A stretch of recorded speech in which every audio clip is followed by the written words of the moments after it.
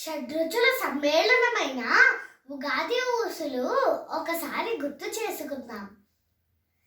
చాంద్రమానాన్ని అనుసరించి హిందువులు కొత్త సంవత్సరం ప్రారంభం అయిన సందర్భంగా జరుపుకునే పండుగ ఉగాది. హిందువుల నమ్మకం ఏమిటంటే ఉగాది రోజునే బ్రహ్మదేవుడు సృష్టిని ప్రారంభించారని నమ్మకం. ఆ నమ్మకం ఆధారంగానే హిందువులు కొత్త సంవత్సరం ప్రారంభం అయిన రోజును ఉగాది అని పిలుస్తారు. విష్ణుమూర్తి యొక్క దశావతారాల గురించి ఎంతో మందికి తెలుసు. యదా యదా హి ధర్మస్య గ్లానిర్భవతి భారత అభ్యుత్థానమధర్మస్య తదాత్మానం సృజామ్యహం పరిత్రాణాయ సాధూనాం వినాశాయ చ దుష్కృతాం ధర్మ సంస్థాపనార్థాయ సంభవామి యుగే యుగే. ఎప్పుడైతే ధర్మం గతి తప్పుతుందో, అధర్మం విజృంభిస్తుందో అప్పుడు నేను అవతరిస్తాను. ధర్మాత్మలను కాపాడి దుష్టులను శిక్షించి తిరిగి ధర్మమును నిలబెట్టడానికి ప్రతి యుగములో అవతరిస్తూనే ఉంటాను. విష్ణుమూర్తి ఎన్నో అవతారాలు ఎత్తారు, కానీ అందులో ధర్మమును స్థాపించడానికి మాత్రం 10 అవతారాలను ఎంచుకున్నారు. వాటిలో మొదటి అవతారమే మత్స్యావతారము. బ్రహ్మదేవుడు ప్రతి ఉదయం సృష్టి నిర్మాణం మొదలుపెట్టి ఆ రోజు పూర్తయ్యేసరికి సృష్టించే కార్యం ముగించుకొని యోగ నిద్రలోకి వెళ్తారు. అప్పుడు ప్రళయం వచ్చి సృష్టి అంతం అయిపోతుంది. తిరిగి అదే సృష్టిని మరునాడు మరలా సృష్టించడం మొదలు పెడతారు. ఇలా బ్రహ్మదేవుని జీవితంలో గడిచే ఒక రోజును ఒక కల్పం అంటారు. మనకు ఒక సంవత్సరం బ్రహ్మగారికి ఒక రోజుతో సమానం. బ్రహ్మదేవుడు విశ్వమును సృష్టించడం అనే తన పనిని పూర్తి చేసి యోగ నిద్రలోకి వెళ్తారు.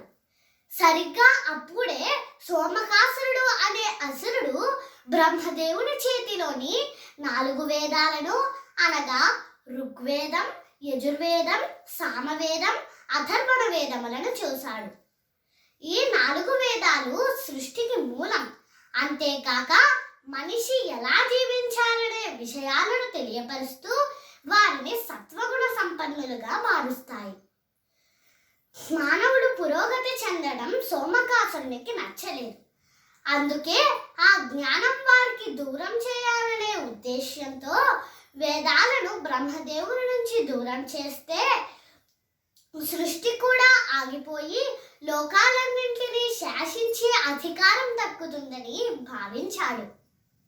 పథకం ప్రకారం బ్రహ్మదేవుని దగ్గర ఉన్న 4 వేదాలను దొంగలించాడు. అది నైమిత్తిక అనే మహాప్రళయం సంభవిస్తున్న సమయం.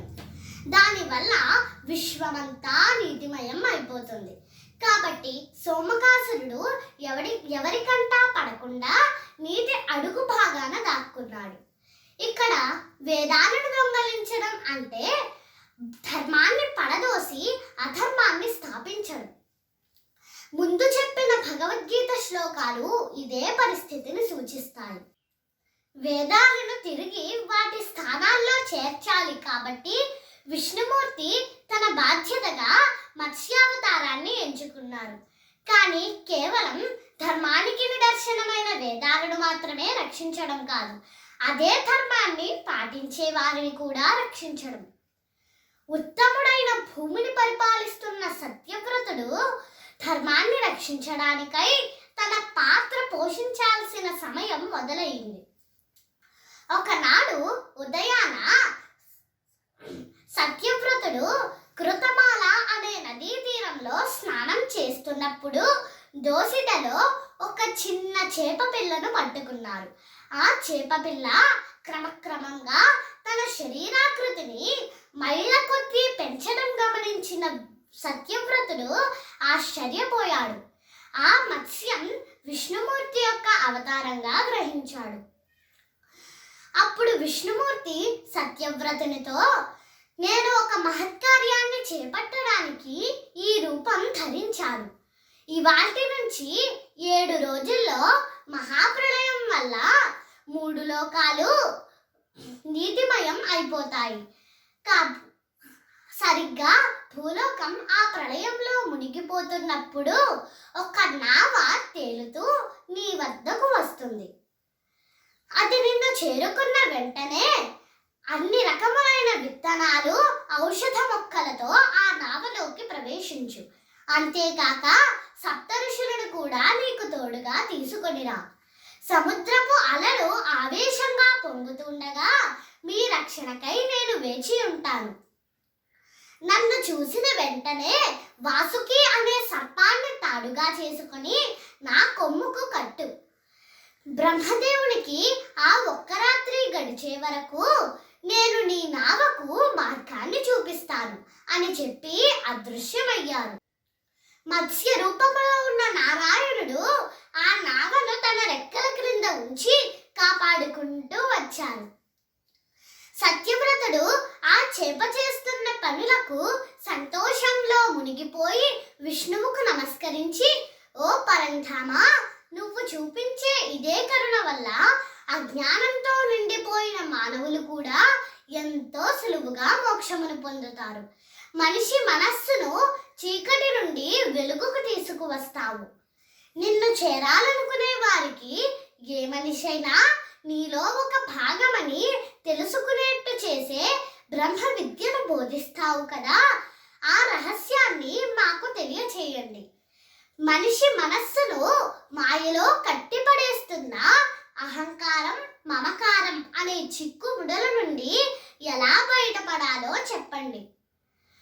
సత్యవ్రతుడి భక్తి శ్రద్ధలు గమనించిన విష్ణుమూర్తి తన బాధ్యతగా భావించి వారికి బ్రహ్మ విద్యను బోధించారు. వాటితో పాటు జ్ఞానయోగం, భక్తి యోగం, కర్మయోగం ఈ మూడింటిని కూడా ఉపదేశించారు. విష్ణుమూర్తి మత్స్య రూపంలో సోమకాసురుణ్ణి అంతం చేసి వేదాలను తిరిగి బ్రహ్మదేవుని చేతికి అందజేశారు. అక్కడితో బ్రహ్మదేవునికి ఒక కల్పం పూర్తయింది. కాబట్టి తిరిగి తన వంతు బాధ్యతగా బ్రహ్మదేవుడు సృష్టి చేయడం ప్రారంభించారు. సరిగ్గా ఈ సంఘటన చైత్ర శుద్ధ పాడ్యమి రోజున జరిగింది. అది యుగానికి మొదలు కావడంతో యుగాదిని మనం ఉగాదిగా పిలుచుకుంటున్నాం. వసంత ఋతువు ఆగమనానికి ఇది సూచన. చైత్రమాసం తొలి రోజును పవిత్రమైన రోజుగా ప్రజలు భావిస్తారు. ఉగాది రోజు మనం ఏమి చేస్తాం? వేపపూత పచ్చడి తిని పంచాంగ శ్రవణము చేస్తాము. ఆ రోజు వేపపూత, చింతపండు, బెల్లం, మామిడి ముక్కలు, ఉప్పు, కారం వంటి పదార్థాలతో 6 రుచులతో చేసిన ఉగాది పచ్చడి తింటాం. ఉగాది రోజున పంచాంగ శ్రవణం శుభదాయకం అని భావిస్తాం. తిథి, వార, నక్షత్ర, యోగ, కరణం ఈ 5ంటిని వివరించేదే పంచాంగము. వసంత ఋతువు అంటే కవులకు ఎంతో ఇష్టం.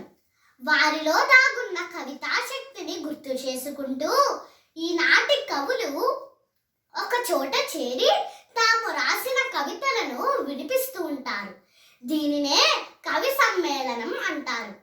ప్రతి ప్రధాన పట్టణాలలో ఉగాది కవి సమ్మేళనాలు జరుగుతూ ఉంటాయి. సనాతన బంధువులందరికీ క్రోధిన